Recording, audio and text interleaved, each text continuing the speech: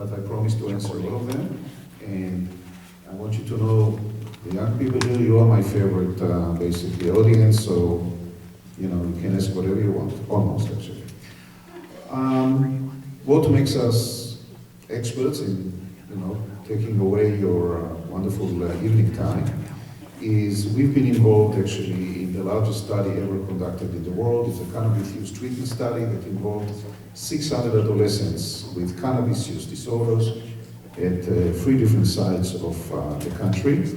And this study generated a lot of data and several treatment manuals that people who conduct therapy are using them free of charge. So this is actually a good use of your tax money as compared to a lot of other dead-end projects. So we are very happy with the results of what we've been doing. Now, this is the name of a book that I hope to write one day, and if you're going to take this title away from me, I'm going to most probably sue you. But from my perspective, and by the way, I have a senior at home and I have an 8th graders at home.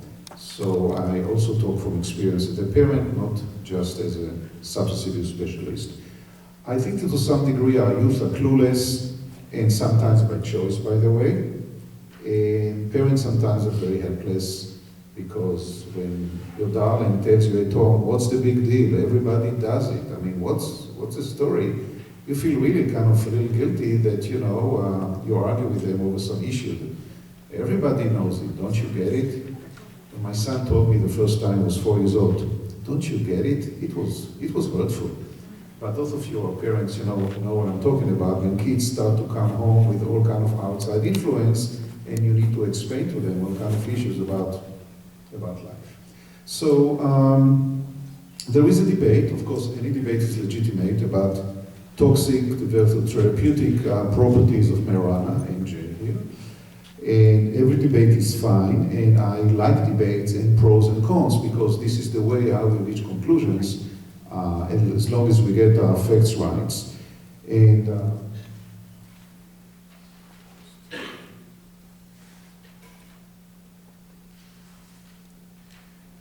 we live in changing times, and I might even call it, or term it, this is pushing the envelope times. We're going to talk about marijuana today. What if all the legal changes, what have they caused, and what will happen in the future? But this is not the only issue. I will not talk about, but just mention to you a couple of things. For example, you know, there's a relatively new trend of using smart pills, meaning using stimulants, medication that usually are being prescribed for ADHD, and students in colleges, high school, and even middle school in some places take it. Some parents even support it. And this is an entire presentation by itself. But there's all kind of changes right now in how our culture and perceived certain kind of chemicals and how to use it. So this is another issue. Another issue is what's happening with opiates after the sudden death of Philip Seymour Hoffman in Torres, Texas, celeb. People wake up and say, wow, we have a heroin epidemic in this country. This is no news. There's been up and down heroin epidemics in this country and in other places, but suddenly when it hits somebody famous, everybody wakes up. And don't be surprised if in the near future, people will discuss the issue of legalization of opiates. So a lot of things are happening right now. The situation is in great flux in the substance abuse domain. Now, I'm a child adolescent psychiatrist and also a parent. So it's almost like in custody battles, that sometimes people get involved and everybody gets heated and everybody is right. But the bottom line is, and this is the focus of my presentation today, what is in the best interest of our children? And I'm going to answer all the questions here, and all of them are good questions, but the bottom line is, keep your eyes on the ball. What is in the best interest of our youth? Whenever things will get a little cloudy and a little fuzzy about rights and wrong and so forth. So, what's happening in the United States? There are more than 20 states that approve medical use of marijuana. There are 2 states that already approved legalization. One is already in action, that's Colorado, and the other one is Washington State. Several other states have introduced bills about legalization of marijuana. As some of you might have seen yesterday, actually the Senate of New Hampshire defeated a bill to legalize marijuana, 192 against 140. I heard that similar results took place in Maine, that I thought that there might be even more pro. And these are kind of very interesting moves. And as you know, some of you are members of CAP. This is a Connecticut Association of prevention specialists that are trying to close the floodgates. And now there's another organization called SAM. I'm not the club, but SAM, it means Smart Approach to Marijuana, being directed by Patrick Kennedy, who was a congressman from Rhode Island, and by Dr. Sabat, who used to be on the Obama administration, Substance Abuse Office, and trying to explain why we should vote against legalization. And by the way, are there any politicians here? Okay. Can you tell me what you represent or what you do? Okay, and you, sir? Okay, I'm trying to be genteel, but I might be kind of a little critical. Oh, more people. Wow, 4 politicians. This is scary. Yes, yes, sir. Good. Actually, I'm really glad that you're here. It's good. Wonderful. Thank you for coming. It's very important that you folks be here. And as you know, there have been several debilitating conditions that have been approved for the medical use of marijuana, and I'll get to it in some details. This list is not closed. This list is relatively open, and one of the loopholes, going to be a lot of loopholes that I'm going to mention, all the holes in the Swiss cheese, for those of you who like Swiss cheese, I mean the part of the cheese around the holes, is that you don't need to be a physician to propose or suggest certain conditions. Almost anybody who is a stakeholder, which is a very general comment, can come and propose a certain condition. And the state of Connecticut Department of Consumer Protection has gone through I've seen 2 drafts, and basically this summer, you're going to see a dispensary in a town near you, and most probably a couple of months later, next academic year, are there any teachers here? Any educators? Okay. Next year, you're going to see some medical marijuana in your school. And why am I saying that? Because there's a story from the Denver Post. A lot of information we get not from research, we just need to know what's happening. So here's the story. Middle school, okay, not even high school. A 6th grader going along the hallway. The principal comes from the other direction. They get very close, and oops, the kid drops a bag with half an ounce of marijuana. The principal bent down, pick up the bag and ask him, is it yours? He said, yes, thank you, and keep on walking. Middle school, 6th grader. It's not mine, I've never seen it again, I don't even go to this school, I don't know what it is. No, thank you. So it gives you some idea about the change of attitudes. And by the way, when you talk about prevention now should start at 4th or 5th grade. High school is too late for prevention, guys. So the age is definitely going down, and you're going to see some of the slides. Now let's talk about the adolescent brain, because after all we need to understand who we're dealing with. So it's very interesting. Everything usually is being developed from the front to the back. With the brain, it's the opposite. The brain develops from the back to the front. So actually, some of the most important part of the brain, in the front of the brain, develop relatively late. And unfortunately, these are the parts of the brain that are responsible for inhibition, for abstract thinking, for decision making, usually issue that adolescents are not very good at, not because they are not smart, but because they are not mature enough, and the brain matures only at age 25. they don't want to hear that. And whenever I tell my daughter when she acts out, well, you know, this is like an adolescent thing, and she said, you don't even give me the privilege to be a drama queen? You're going to start talking about my prefrontal cortex? I said, hey, honey, sorry, it's part of life, you know? So what's happening in the brain? There is an area that is here in light pink or orange. This is the striatum. This is the area that is, if you will, motivated by pleasure. We are all motivated by pleasure. Maybe even amoebas, if I could talk with them, would tell you they are motivated by pleasure, by rewards. So this is the area that said, gimme, gimme, gimme, and gimme now.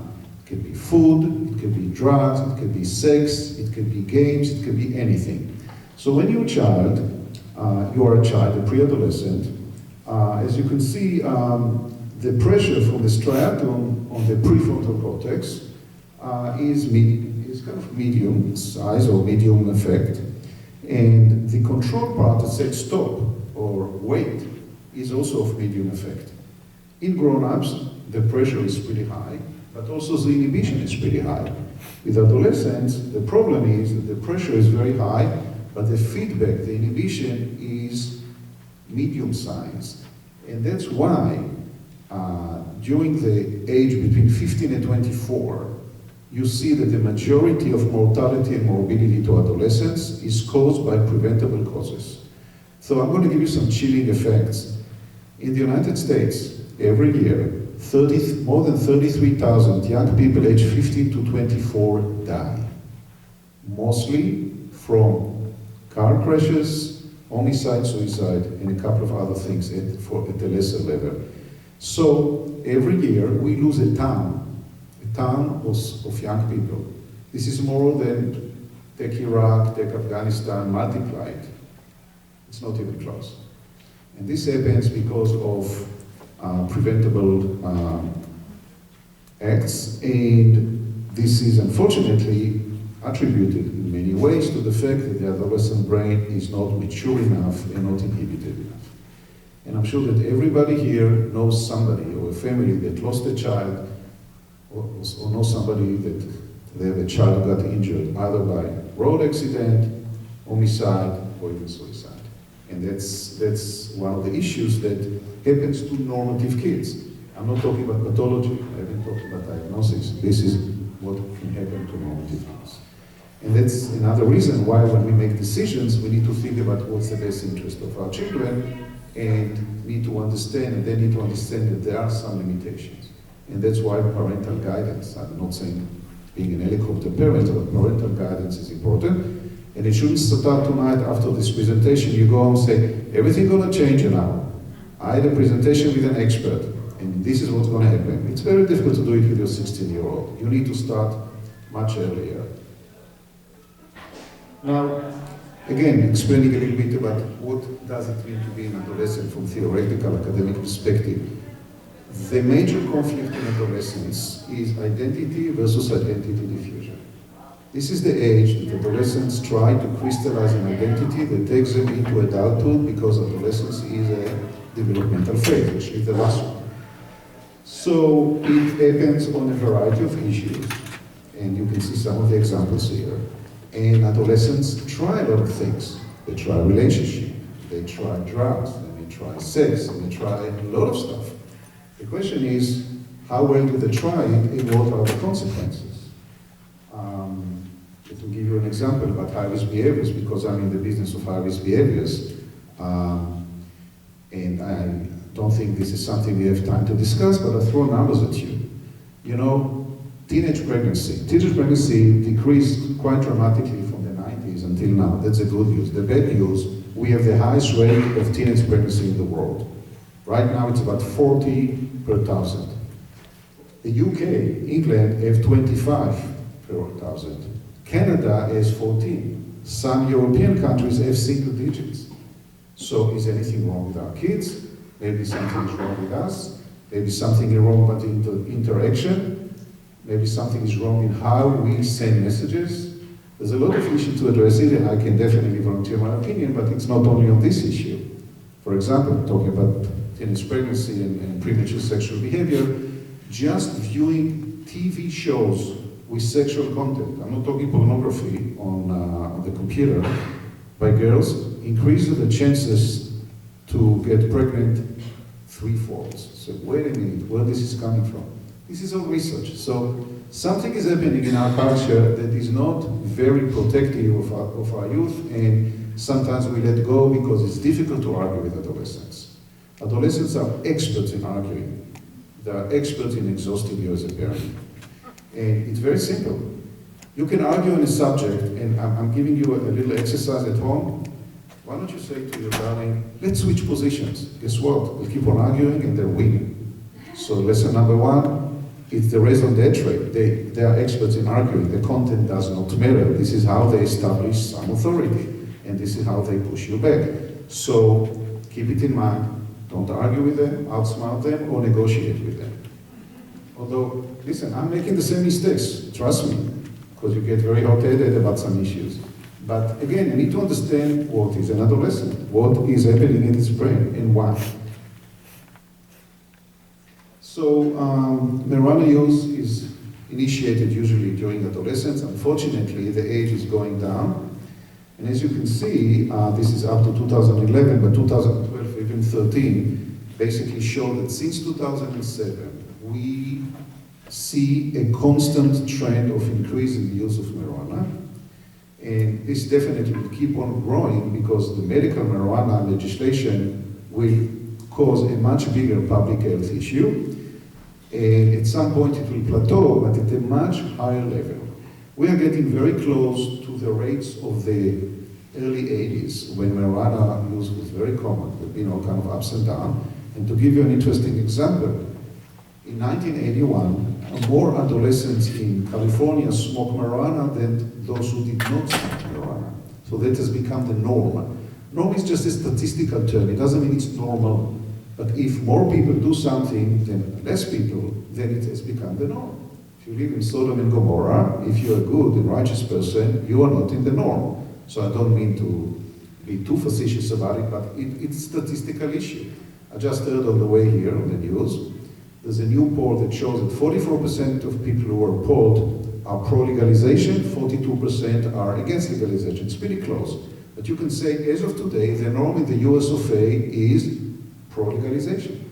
And look at all those changes, how quickly they've happened. So this is kind of interesting, talking about where we are. I'd like you to look at what's happening here.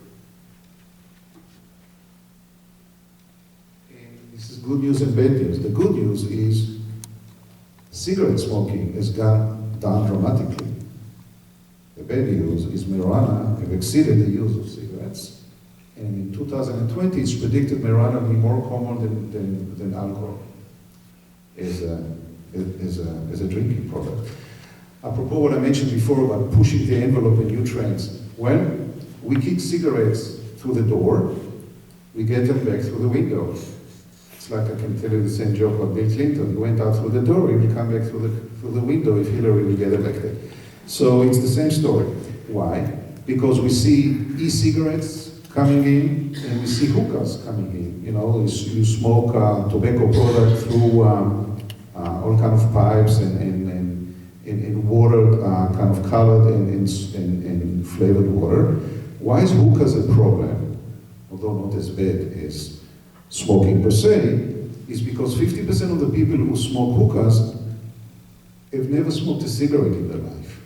So here, the companies find a new product to attract those who cannot or will not use their products. Because remember, big alcohol, big tobacco, and unfortunately in the future, if this is going to happen, big marijuana, these are companies that thrive and prey on the young because they need to have future generations that use their product, and they don't even abide by their own criteria of how to keep drugs and alcohol away from kids. And they also prey on those who are heavy users and problematic users. How do the casinos make money? Because you spend $20 on the way to see a show. They get it from problem gamblers. Likewise about drinkers. And people always say, well, you know, look at what's happening in poor neighborhoods, especially of inner city Hispanics and Black Americans, well, I just find out that the concentration of alcohol package stores in these neighborhoods is 8 times bigger than it is in other areas. Let's say in your area, for example. So when there is pressure, when things are available, there's more consumers. And one of the reasons that marijuana use is increasing, the most important one most probably, is because the perception of harmfulness is going down. Because when people use quote-unquote the term medical, which by the way was not supported by the American Medical Association, American Psychiatric Association, any chapter in any state, the term medical actually is a product of commercialization. This is just a way to make things sound clean and good. If it's medical, it's most probably good. Our neighborhood state, Rhode Island. Anybody knows how in Rhode Island they term a dispensary? Anybody knows? Okay. In Rhode Island they don't have dispensaries, they have compassion centers. So how can you be this whatever compassionate and just be against dispensaries? It's a compassion center. What's wrong with you, man? Compassion is important. Do you know anything more important than compassion? So people just using all kinds of smart words and basically make us feel bad or guilty about what we do. That's not the case. Keep your eyes on the balls and we'll give you more information. Right now I'm just talking epidemiology and marketing. So, Monitoring the Future is the largest study being conducted in the United States since 1975 on an annual basis of 45,000 to 50,000 8th graders, 10th graders, and 12th graders. So the most recent results, published in December, is that only 39.5% view marijuana use as harmful. Basically, 44% view it as harmful in 2012. This is 10% reduction in 1 year. 10% is a lot, it's a numbers game. 6.5% of seniors smoke daily. So once on every, let's say, 15 seniors that you see is a daily smoker of marijuana, roughly speaking. Past month increase, comparing from 2008 to 2013. So you can see 8th graders from 5.8 to 7%, 8th graders from 13.8 to 18, and in max seniors up to 22.7. So basically you can say that every 4th to 5th student in your classroom is smoking on a monthly basis, but it's most probably more than that. Monthly can also mean weekly. So all kind of definition, I don't want to go all over them very quickly, but you know, we talk about cannabis sativa, which is the plant, and then marijuana, which is the product of the dried flowering tops.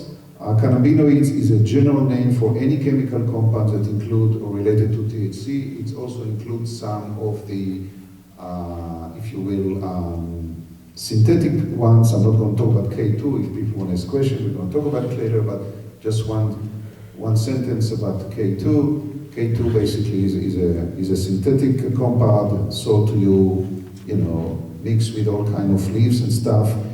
And it is very important because the receptors of cannabis, the good old cannabis that you smoke, only captures part of the receptors for marijuana in the brain. The K2 is a very vicious compound because it captures the entire receptor. So when many receptors are being, if you will, colonialized or capitalized on, the effect is much stronger, and it looks like, very similar to taking high levels of stimulants such as methamphetamines or even crack cocaine, hallucinations, hypothermia, psychotic behavior, and there have been some reports by police officers that even with tasers and 5 big policemen, it's very difficult to subdue the small guy who was completely out of control and behaves like this. So this is the synthetic cannabinoids. Most kids that I work with, whoever tried K2 said, I'm not going to do it again, this is a bad trip. So maybe it's very similar, like some people say, I don't use PCP because PCP is really bad, and K2 is, also one of those. So less than 1% of kids use it, and repeatedly. I want to remind you, because prior to the people, that a few years ago we all used to argue about reducing the age of alcohol. Until 1984, those who remember, alcohol use was legal until before age 18, then it was raised to age 21, and in many colleges, people decided maybe they can change the age of legal drinking to 18 in order to, prevent all kind of liabilities because of acting out of, kids in sororities and fraternities. But it's interesting, in studies done in different colleges, they found that actually only those who are heavy users of alcohol really want to reduce the age. Most other students don't really care. And another problem is we saved a lot of lives by keeping the age high. And we are always concerned about something, it's called the trickle-down effect. What's a trickle-down effect? If you say, well, something you can do only at age 21, so if somebody is 20, say, I'm almost 21, or 19, I'm almost 21, so I can use it. If you just do 18, then kids who are 17, 16, or 15 say, I'm not so far away from this age, so what is the big deal? Or I'm more mature than some 18 years old people that I know. Also, there's a lot of inconsistency in this country and others, because different panels make different decisions. Again, for me, the common theme is high-risk behaviors. So how come in the United States you can get a license to drive a car at 16? You can go to the army and have a license to kill people at 18, and you can drink only at 21. Why don't we do everything at 16 or 18 or 21 or maybe 25? Because basically we are talking about the same adolescents, about the same brains. So there's a lot of inconsistency here. And I won't tire you with information about road accidents, which is a big deal.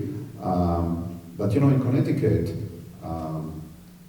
every 9th new driver is involved in a crash during the first year that they drive.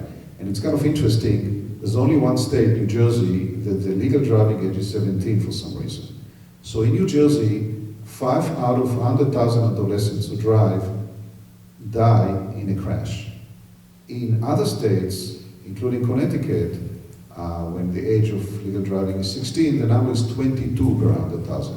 1 year of maturation of the brain, without even GDL and any other intervention, makes a significant difference. Another problem, why am I talking about driving? Because most of the adolescents I work with, and I'm sure all of you agree here, would say it's not a great idea to drive under the influence, or be in a car when the driver is under the influence. It's a no-brainer, right? However, most adolescents believe that driving under the influence of marijuana is no big deal. Half of them think that it's no big deal, and half of them think it's even easier to say, I'm chill, man. I can drive much better. I can drive 30 on the freeway. It's not a good idea to do 30 on the freeway, like an old lady, with a belt dangling outside the door, and be goofing up and being happy. That's not very healthy.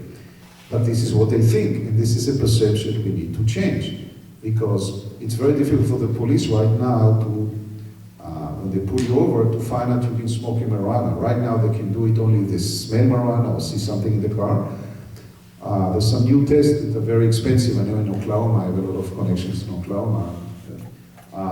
They have some machinery, but it's extremely expensive. It's not like the good old test for driving. So here is the number one reason why it's not such a great idea to smoke marijuana, because adolescents think that it's okay to drive under the influence, and if we don't have enough casualties here, wait until medical marijuana will make it to the streets, and then we'll find kids who are involved in fatal accidents, and there were other smoking or doubling with marijuana and alcohol. So here is some information for you. All you need is a few puffs of marijuana, and it's going to affect your driving. 5 nanograms per milliliter is not a lot. It's the equivalent of 0.8% blood alcohol. Now, adolescents are different from chronic marijuana, from deadheads, because in some reason people are chronic users, and there's a lot of negative aspects to it. We talk about it if we have time. Can do things that adolescents cannot do because somehow they're accustomed to it. But they have also all kinds of changes, endocrinological changes, steroid level, cortisol level, all kinds of things, and maybe even driving they can do better. But novice users of marijuana, particularly adolescents, don't do very well under the influence of marijuana while driving. It has been proved on the road. It has been proved in all kind of closed tests in tracks, and also in lab studies that show what happens when you get under the influence. So tell your kids, with all due respect, you are not driving very